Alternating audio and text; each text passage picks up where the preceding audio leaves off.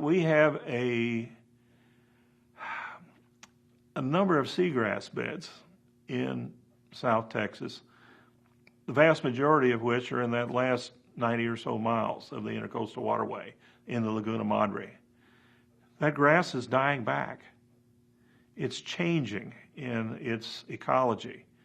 And it was assumed that turbidity had something to do with it, because the species that grow in the shallowest areas are being replaced by other species that grow in water normally not so shallow, but can tolerate less light penetration. And a lot of other things are going on, but a number of scientific studies seem to be showing that turbidity was the reason why this was happening.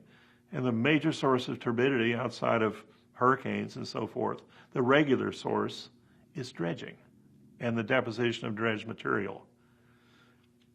Well, the Corps of Engineers spent a lot of money in monitoring their process and in modeling what happens.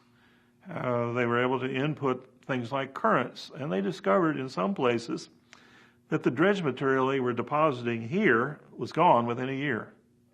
Where did it go?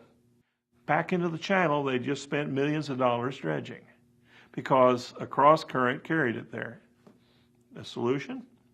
Put the spoil somewhere else, somewhere where it would stay for years and not fill up the channel and not cause them to have problems with tugboats dragging bottom. So this was something that was expensive. They had to pump the material further. But it saved them money because they didn't have to pump it as often. And the Corps didn't know this because a district court didn't force them to go and review their process until the late 1980s. So it was a good thing.